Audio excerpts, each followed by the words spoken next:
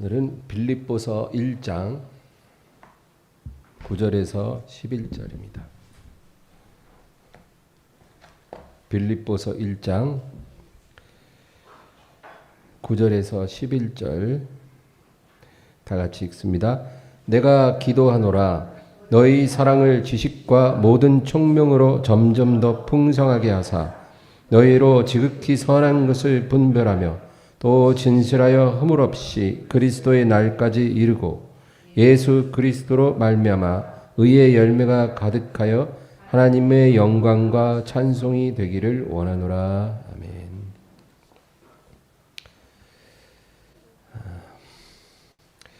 이스라엘 백성들이 광야를 지날 때 하나님을 섬기려면 성막으로 나아가야 했습니다.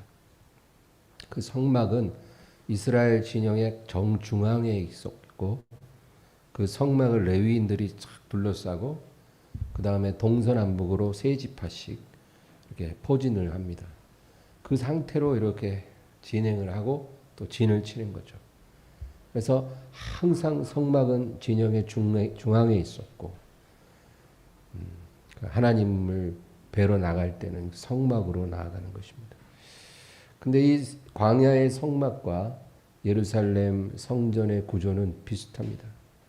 우리가 잘 아는 것처럼 3등분을 합니다. 뜰이 있고 그리고 성소가 있고 성소를 지나면 두꺼운 휘장이 있고 그 휘장 너머에는 지성소가 있죠. 그렇게 해서 뜰과 성소와 지성소 이렇게 세 영역으로 나뉘어지는 것입니다. 근데 오늘 저는 이 성막의 구조 가운데 빛의 비춤에 따라서 우리가 중요한 교훈을 얻을 수 있다는 것을 말하고 싶어요. 여러분, 이 성막의 구조는 하나님의 자녀가 하나님께 나아갈 때 그 신앙의 세 단계를 상징하기도 합니다. 그래서 뜰에 머무는 신앙이 있고 성소에까지 나가는 신앙, 지성소까지 나아가는 신앙 이렇게 나뉘는 거예요. 그러면 여러분 이 뜰이란 뭘까요?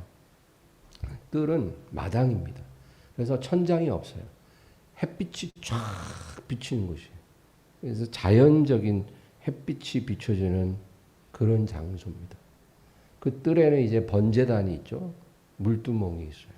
그래서 손 씻고 그리고 번제단에서 제물을 불사르기 때문에 천장이 없어야 되는 거죠. 연기가 확 올라가야 되니까. 그래서 이 뜰은 햇빛이 비치는 그런 장소라는 거죠. 이거는 우리의 신앙에 있어서 어떤 상황에 좌우되는 그런 신앙을 의미합니다.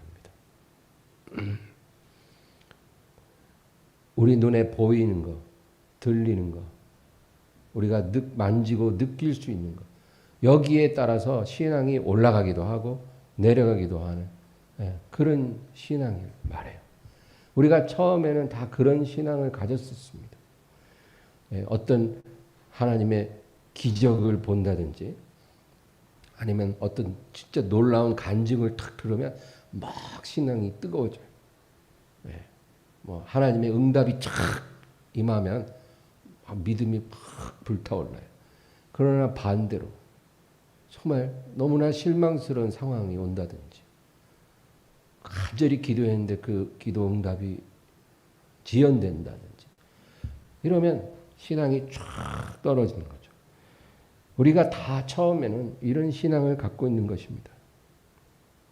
그래서 이런 뜰에 머무는 신앙은 한마디로 말하면 상황이 좋으면 믿음도 좋아지고 상황이 나쁘면 믿음도 나빠지는 그런 신앙을 말합니다. 근데 이 뜰을 지나면 이제 성소에 들어갑니다. 여러분 성소라는 곳은 중앙에 분향단이 있고 그 다음에 좌우에 진설병 떡상과 7등잔이 있는 곳이에요. 이 성소는 천장이 있어요. 천장이 있기 때문에 그 성소에 들어가면 햇빛이 비치는 게 아니고 그 7등잔불이 비추는 것입니다. 제사장들은 주야로 그 등잔에 기름을 채워서 불이 안 꺼지게 해야 되는 것이죠. 이 등잔불은 성령의 임재를 말합니다. 그래서 성소에 나아가는 그런 신앙은 어떤 신앙이냐면 어떤 성령의 은혜가 부어질 때는 믿음이 충만해지다가 그 은혜가 딱 끊어지면 믿음이 쫙 꺼지는 그런 신앙. 그러니까 상황 따라 좌우되는 신앙보다는 훨 나은 거죠. 그러나 어쨌든 성령의 은혜가 막 임하면 막 불타오르다가 때로는 그 은혜가 뚝 끊어질 때가 있거든요. 그러면 완전히 영적으로 눌려버리는 거예요. 그래서 이런 신앙은 기복이 심합니다. 기복이 심해요. 천당과 지옥을 그냥 오르락 내리락 오르락 내리락. 은혜 받은 날은 확 올라가다가 은혜 못 받은 날은 풀이 확 죽는. 우리에게도 이런 모습은 늘 자주 있죠. 그 다음에 마지막으로 휘장을 지나 지성소에 나아갑니다. 그럼 여러분 오늘 우리가 얘기하고 싶은 이 핵심이 이거예요. 지성소는 그 안에 조명이 없어요. 그러니까 휘장 지나서 들어가면 아무 빛이 없어요. 캄캄. 그 안에 속죄소가 있는데 그 안에 들어가면 아무것도 보이지 않아요. 그곳이 가장 거룩한 곳이라는 거예요.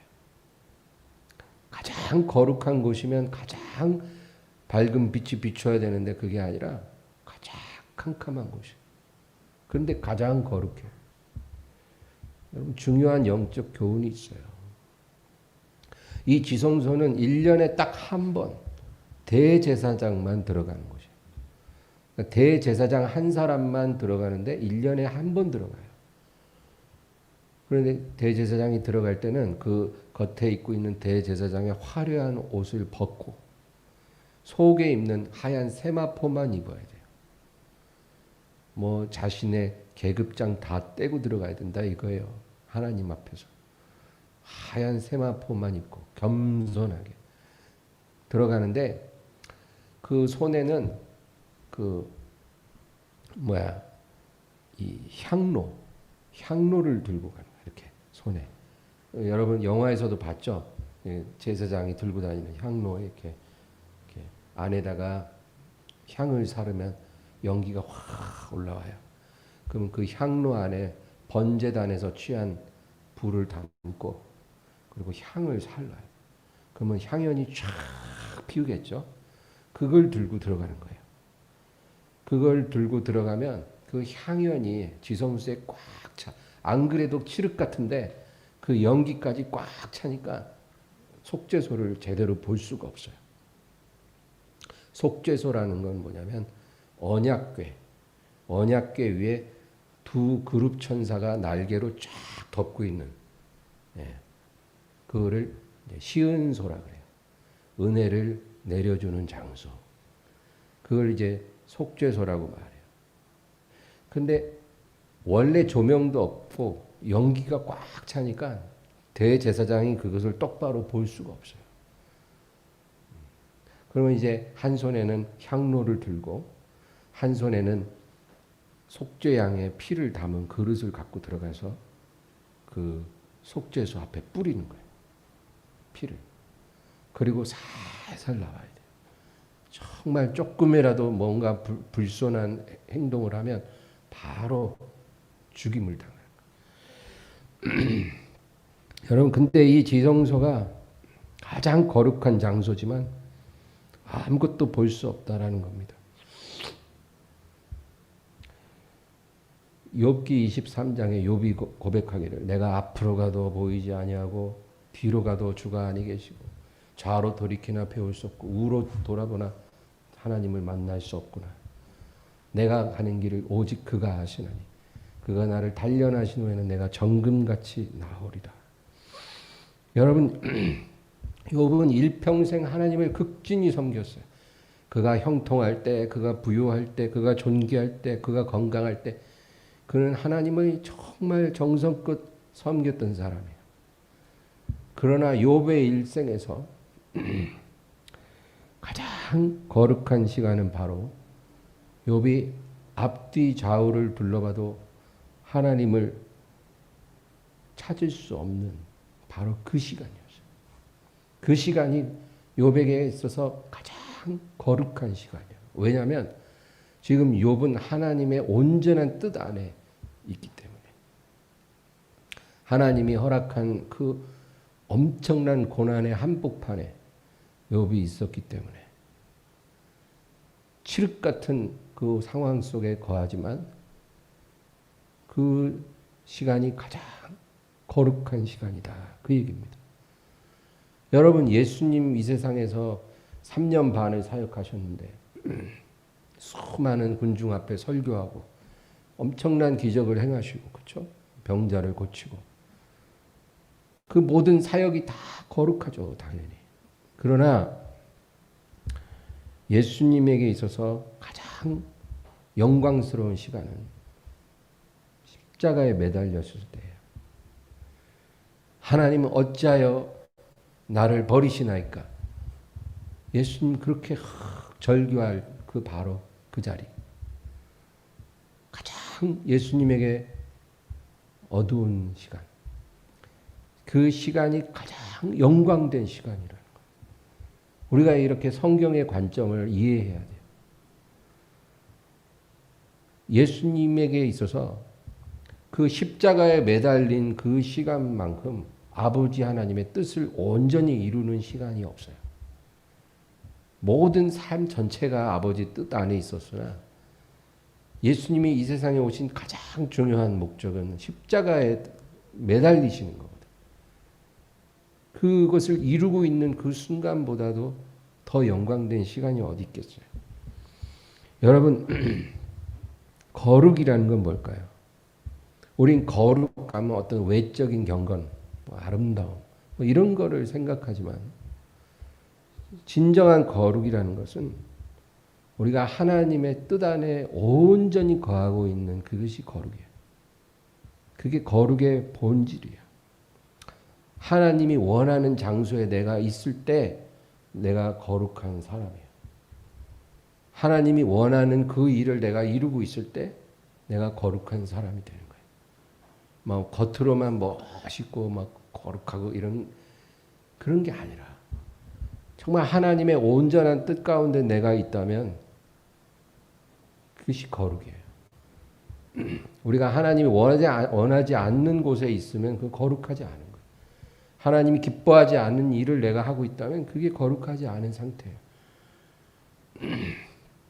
그렇기 때문에 우리의 삶도 거룩해지려면 항상 하나님의 기뻐하시는 장소에 내가 있어야 되고 하나님이 원하시는 일을 해야 돼요. 그 사람이 거룩한 사람이에요.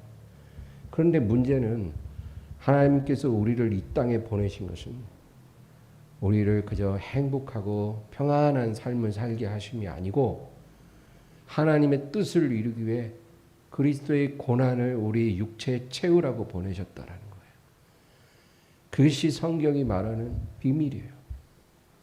우리가 이 세상에 살면서 그리스도의 남은 고난을 우리 몸에 채우면 우리가 부활의 주님의 영광을 공유하게 되는 거예요. 그게 하나님의 정한 주권이에요. 고난 없이 영광 없고 죽음 없이 부활 없어요. No cross, no crown. 십자가 없이는 면류관도 없다. 그거죠. 그러니까 여러분, 성도에게 왜 고난이 오는지를 우리가 이해해야 돼요. 우리가 뭘 잘못해서 고난을 주시기도 해요. 우리를 더 온전케 만들려고 고난을 주시기도 해요. 그러나 그 모든 것을 다 포괄하는 가장 핵심적인 뜻은 뭐냐면 하나님의 사랑받는 자녀들은 이 세상에서 고난을 받도록 하나님이 정하셨다는 거예요. 그 이유가 내 죄 때문이든 내 실수 때문이든 아니면 뭐 어떤 다른 이유가 됐든 간에 하나님의 사랑받는 자녀가 됐으면 하나님이 우리가 이 세상 살면서 고난을 겪으라고 정하셨다는 거예요. 그래서 그 고난을 우리가 믿음으로 잘 견디고 일어서면 우리가 거룩한 사람이 되고, 그리고 하나님이 예비한 모든 것을 상속받기에 합당한 자격을 갖게 된다. 그 얘기예요. 이거 깨달으면 우리 삶에 정말 이해하는 고난이든 이해 못하는 고난이든 우리가 놀라거나 낙심할 일이 없어요. 우리가 예전에 신앙생활할 때 뭐 좋은 일 생기면 사랑받는 것 같고, 안 좋은 일 생기면 너무 서운하고, 내가 뭘 잘못했으니까 맴매 맞나 보다. 하나님 나를 이제 사랑하시지 않을 거야. 뭐 이런 어린아이 같은 신앙에서 이제 벗어나서 우리의 삶에 고난을 주시는 그 하나님의 섭리 자체가 우리를 택하신 증거라는 거. 우리가 그거를 깨닫게 되기를 바랍니다. 이 성소와 지성소 사이에 두꺼운 휘장이 있었어요. 그 휘장은 예수 그리스도의 육체를 의미한다고 히브리서 10장 20절을 제가 읽어볼게요. 10장 20절에 보면 그 길은 우리를 위하여 휘장 가운데로 열어놓으신 새로운 살 길이요 휘장은 곧 그의 육체니라. 예. 성경은 그 휘장이 예수 그리스도의 육체를 의미한다 그래요. 근데 예수님이 십자가에서 못 박혀서 그 육체가 깨어질 때 그 휘장도 쫙 찢어졌어요. 예수님의 육체를 상징하는 휘장도 예수님의 육체가 깨어질 때 같이 쫙 찢어졌어요. 그러면 예수님의 육체가 깨어지고 휘장이 찢어짐으로 어떤 일이 일어났어요? 우리가 다 지성소 안으로 담대히 들어갈 수 있는 길이 열렸다. 그 얘기죠. 그러니까 지성소에 들어갈 수 있게 된 거예요. 그런데 지성소에 들어가는 하나님의 자녀는 우리에게도 그 휘장이 찢어짐 같은 그 고난을 하나님이 허락하신다는 거예요. 우리가 지성소에 그냥 값없이 들어가지만 그러나 하나님의 섭리를 따라 우리에게도 우리 몸이 찢기는 것 같은, 우리의 마음이 찢기는 것 같은 그런 고난을 주신다는 거예요. 그것이 육체의 고통이 됐든 사업의 고통이 됐든 어떤 소중한 것을 잃는 고통이 됐든 간에 우리가 지성소에 들어갈 때는 휘장이 찢어짐 같이 우리 마음도 몸도 찢어지는 그런 고통을 겪게 하신다는 거예요. 그래서 빌립보서 1장 29절 말씀을 볼까요? 오늘 본문 아래 29절을 다 같이 읽습니다. 그리스도를 위하여 너희에게 은혜를 주신 것은 다만 그를 믿을 뿐 아니라 또한 그를 위하여 고난도 받게 하려 하심이라. 보세요. 우리가 뭘 잘못해서가 아니에요. 우리가 예수 안에서 하나님의 은혜를 받고 구원을 받았기 때문에 또한 그를 위하여 고난도 받게 하려 하심이라. 이게 하나님의 뜻이에요. 그러니까 고난이 오는 게 그렇게 우리가 슬퍼할 일만은 아니다. 이걸 통해서 우리가 지성소에 들어가는 거예요. 오늘 본문으로 가겠습니다. 본문 빌립보서 1장 9절과 10절을 다시 한번 읽어볼까요? 내가 기도하노라 너희 사랑을 지식과 모든 총명으로 점점 더 풍성하게 하사 너희로 지극히 선한 것을 분별하며 또 진실하여 허물 없이 그리스도의 날까지 이르고. 빌립보 교인들을 위한 바울 사도의 기도예요. 내가 기도한다. 그러면서 너희의 사랑을 지식과 모든 총명으로 점점 더 풍성하게 하여 너희로 지극히 선한 것을 분별하고 진실하여 허물 없이 그리스도의 날까지 이르기를 원하노라. 그러니까 너희 사랑이 지식과 총명으로 점점 더 풍성해져야 되는데 그게 뭐냐? 하나는 지극히 선한 것을 분별하는 그런 사랑이고, 두 번째는 진실하여 허물 없이 그리스도의 날까지 이르는 것이다. 그 얘기예요. 이게 무슨 말이냐면 아까 제가 설명한 것처럼 우리의 사랑이 성전 뜰을 지나서 성소에 이르기를 원하고 성소를 지나 휘장을 지나 지성소에까지 이르기를 원하노라. 그 얘기예요. 여러분, 우리 사랑이요, 점점 더 자라가야 돼요. 처음에는 풋사랑이에요. 미숙해요. 그런 사랑으로 시작했을지라도 그 상태로 머물지 말고 그 사랑이 점점 풍성하게 성숙하게 자라가라. 그 얘기죠. 상황 따라 감정 따라 오르락 내리락 이런 사랑 말고 무슨 시소 게임 하듯이 올라갔다 내려갔다 올라갔다 내려갔다. 어제는 기분 확 업됐다가 오늘 아래로 확 다운됐다. 그 다음날 또 확 업됐다. 이런 거 말고 정말로 지성소에까지 이르는 그런 너희 사랑이 되기를 원하노라. 그래서 오늘 사도 바울이 얘기하는 게 뭐냐면 첫째로 지극히 선한 것을 분별하라는 거예요. 지극히 선한 것을 분별하는 것. 여러분, 예수님의 십자가에 못 박히신 것이 우리에게 어떤 의미인가 우리가 알잖아요. 그렇죠? 하나님의 은혜를 모르는 사람들에게는 그 나사렛 예수가 십자가에 죽은 것은 그냥 비참한 사건이에요. 참 30살 나이에 죄 없이 저렇게 죽었는데 곱게 죽지 못하고 저렇게 많은 사람 앞에 벌거벗고 못 박혀서 3시간 동안 물과 피 다 흘려 처참하고 고통스럽게 죽었구나. 참 안 됐다. 뭐 이렇게 보여질지 모르나 사실은 그게 아니라 그 예수님의 죽음으로 인해 우리가 다 살 길을 얻은 거예요.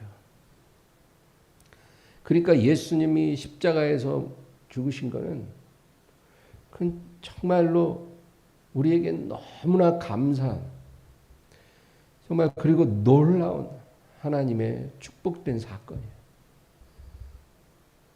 그것이 진리예요.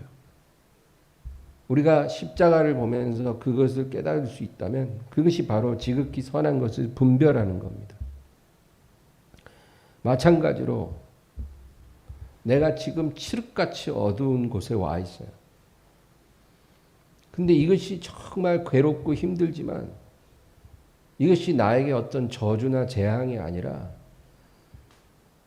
지금 내 인생에서 하나님께 가장 가까이 와 있다는 거예요. 가장 어둡지만 가장 거룩한 지성소에 와 있는 것처럼 바로 지금 내가 하나님의 지성소에 와 있고 하나님께 가장 가까이 와 있고 하나님이 나를 향해 계획하신 가장 온전한 뜻 가운데 내가 와 있다는 것. 그거 깨달아지면 그것이 바로 지극히 선한 것을 분별하는 거예요. 오늘 본문에 말하는 거죠.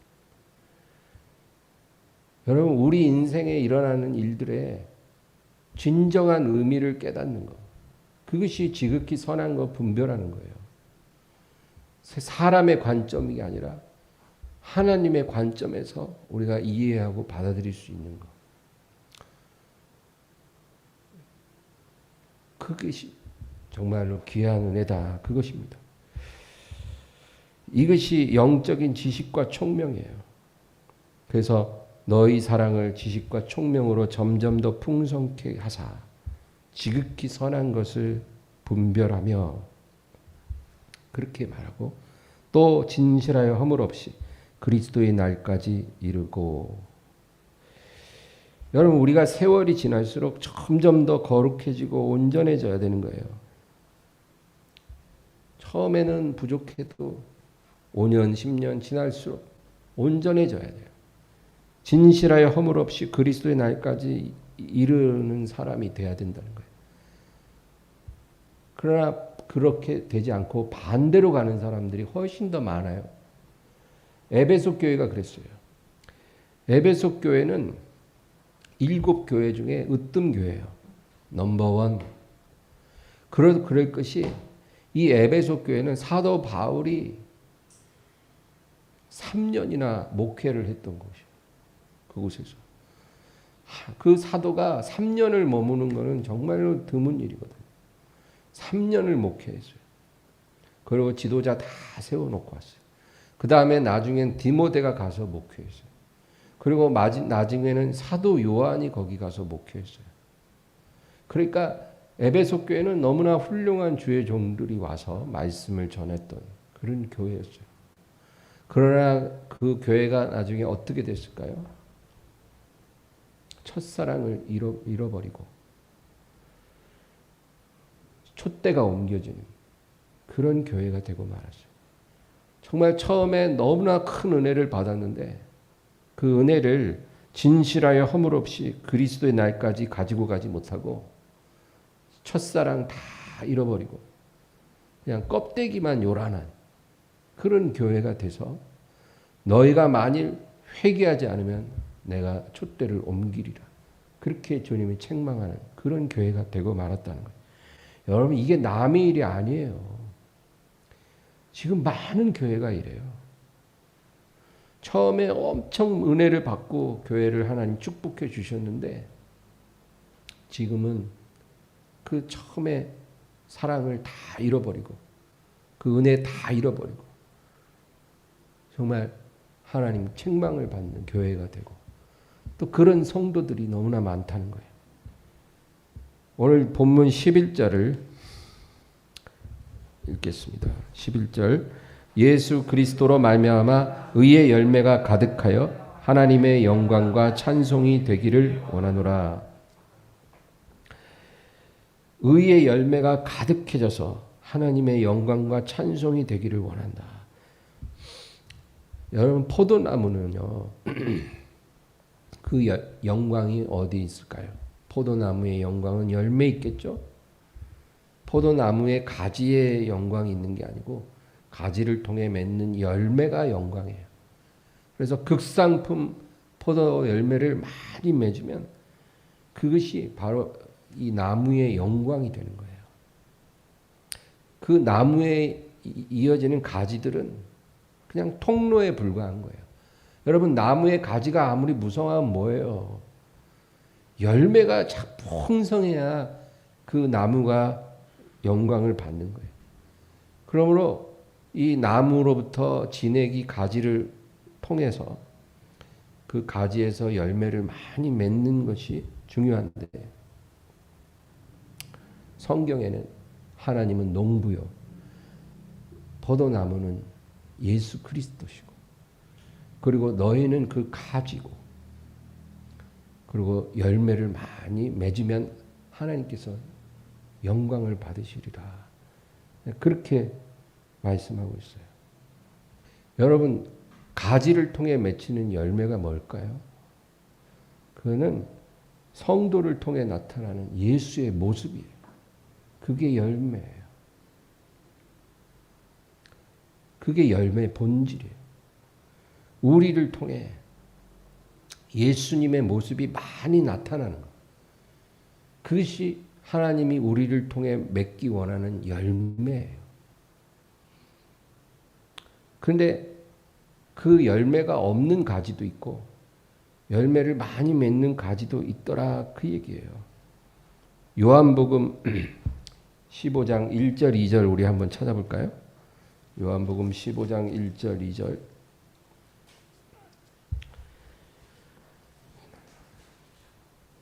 (15장 1절 2절입니다) 나는 참 포도나무요 내 아버지는 농부라. 무릇 내게 붙어 있어 열매를 맺지 아니하는 가지는 아버지께서 그것을 제거해 버리시고 무릇 열매를 맺는 가지는 더 열매를 맺게 하려 하여 그것을 깨끗하게 하시느니라. 보세요. 이제 예수님은 참 포도나무시고 근데 내게 붙어서 열매를 맺지 않는 가지는 아버지께서 농부가 그것을 제거해 버린다. 그러니까 잘라 버린다는 거예요. 열매 없는 가지들은 그 나무로부터 탁 분리시켜 버려요. 여러분, 우리가 열매 못 맺으면 결국에는 어떻게 됩니까? 나무로부터 분리돼요. 그래서 그 사람이 갖고 있던 그 미약한 믿음까지도 다 잃어버린다는 거예요. 있는 자는 더 받아 풍성하게 되고 없는 자는 있는 것마저 빼앗기리라. 그대로 되는 거예요. 열매를 못 맺는 가지들은 그 믿음마저 다 잃어버리고 주님으로부터 분리돼 버려요. 지금 여러분, 주님이 그 일 지금도 엄청 하고 계세요. 지금 이렇게 코로나 상황이 길어지면서 열매 못 맺는 가지들은 그 갖고 있던 믿음까지 다 잃어버리고 있어요. 무서운 거예요. 그리고 열매를 맺는 가지는 더 열매를 맺게 하려 그것을 깨끗하게 하시느니라. 열매를 맺고 있는 가지예요. 잘하고 있어요. 근데 더 많은 열매를 맺게 하기 위해서 그 가지를 깨끗하게 하신다. 근데 이 깨끗하게 한다는 게 뭘까요? 바로 아래 3절에 답이 있어요. 3절 읽겠습니다. 너희는 내가 일러준 말로 이미 깨끗하여졌으니. 그러니까 그 열매 맺는 가지를 더 깨끗하게 하신다는 것은 하나님의 말씀으로 우리를 깨끗하게 하신다는 거예요. 말씀으로 더 깨끗하게. 지금도 열매 많이 맺고 있고 잘하고 있는데 더 맺게 하려고 말씀으로 깨끗하게 하신다. 이게 무슨 뜻일까요? 말씀으로 깨끗하게 한다. 그 우리가 주야로 말씀 읽고 듣는 거 그걸 얘기하는 게 아니에요. 이 말씀으로 인하여 시험을 받게 하신다 그 말이에요. 우리가 말씀을 열심히 읽고 설교 말씀 듣는 것 물론 중요하죠. 믿음은 들음에서 난다 그랬기 때문에 자꾸 듣고 읽어야 돼요. 그렇지 않고는 믿음에 설 수가 없어요. 그거는 아주 기본적인 거예요. 그러나 말씀으로 깨끗해지는 건 아니에요. 우리가 아무리 말씀을 많이 읽고 듣는다고 해서 그리고 은혜 받고 아멘 아멘 한다고 해서 그게 우리를 깨끗하게 하진 않아요. 그럼 이 말은 우리가 받은 말씀으로 인해서 시험이 온다는 거예요. 네가 진짜 이 말씀을 믿고 있는지 아니면 그냥 머리로만 아는 건지 하나님이 그 시험해 보는 거예요. 네 믿음이 진짜 믿음인지 가짜 믿음인지 말씀 먼저 우리에게 주시고 그 다음에 그 말씀으로 인해서 시험이 일어나게 하는 거예요. 그래서 우리가 그 시험을 통과하고 말씀을 믿고 정말 그 말씀을 붙잡고 어떤 상황에도 우리가 흔들리지 않고 그 말씀에 서서 승리하면 순종하면 그 시험을 잘 통과하는 거예요. 그러면 우리가 깨끗해지는 거예요. 이런 과정을 통해서 하나님이 우리를 깨끗하게 하시는 거예요. 그렇게 안 해도 열매 잘 맺는데 더 맺게 하려고 말씀으로 우리를 깨끗게 하시는 거예요. 그러니까 시험을 주시는 거예요. 우리를 지성소로 이끌어서 하나님의 영광 앞에서 캄캄한 상태를 경험하게 하시는 거예요. 어떤 감각이나 상황에 좌우되는 신앙이 아니라 말씀에 서는 신앙. 정말 기도해도 감동이 안 와. 은혜가 없어. 찬양해도 마음이 답답하고.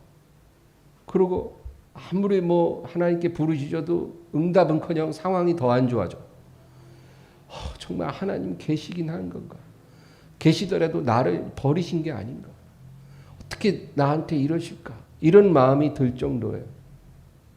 그런 상황에도 말씀을 신뢰해요. 감정이나 상황이 아니라 말씀. 그래서 그 시험을 통과하는 사람. 그것이 우리가 깨끗게 되는 것이고 하나님이 그 사람을 통해서 많은 열매를 맺게 해주시는 거예요. 그 말씀으로 깨끗해지기 전에는 그냥 적당히 맺던 가지가 그 말씀으로 깨끗해진 다음에는 그냥 풍성하게 막 주렁주렁 막 더 이상 자리가 없을 정도로 열매를 맺게 하시는 거예요. 그 열매가 뭘까요? 예수님 닮은 우리의 인격, 예수님 닮은 믿음, 예수님 닮은 기도, 예수님 닮은 사랑, 이런 거예요. 그것뿐만 아니라 뭐 건강이라든지 물질 같은 건 그냥 보너스예요. 보너스. 우리가 흡족할 만큼 그건 보너스로 주셔요. 그게 주가 아니에요. 예수님 닮은 나의 모습이 그게 주된 축복이고 열매고, 물질이라든지 뭐 자녀의 형통함, 뭐 가정의 평안함, 이런 거는 그냥 보너스로 더해서 주셔요. 여러분, 그런 거는요, 하나님이 우리를 깨뜨리는 도구였던 거예요. 우리가 온전히 깨지고 말씀으로 깨끗해지면 하나님이 그런 걸로 우리를 괴롭힐 이유가 없어지거든요. 건강으로 괴롭힐 이유가 없어지고, 물질로 낮출 이유가 없어지고, 집안의 고난으로 우리를 깨뜨릴 이유가 없어지면 그런 거는 하나님이 그냥 다 회복시켜버려요. 어떤 목적이 있었기 때문에 그거를 우리에게서 가져간 거지, 그 목적 달성되면 그냥 하나님은 우리에게 그냥 막 부어줘 버려요. 그런 걸. 그냥 보너스예요. 그게 하나님이 일하시는 방법이라는 거예요.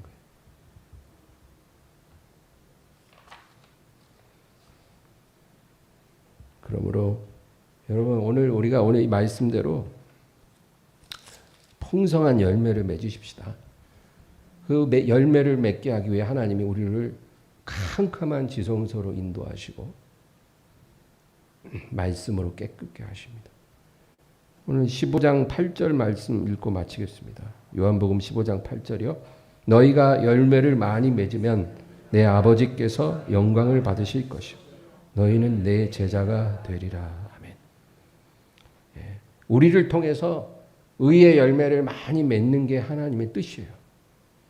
근데 그 의의 열매를 맺기 위해 우리를 시험하시고 깨뜨리신다는 거예요. 오늘 빌립보서 1장 11절에도 예수 그리스도로 말미암아 의의 열매가 가득하여 하나님의 영광과 찬송이 되기를 원하노라. 오늘 말씀을 기억하면서 우리 하나님 앞에 온전해지도록 우리 또 간절히 기도하겠습니다. 주여 감사합니다.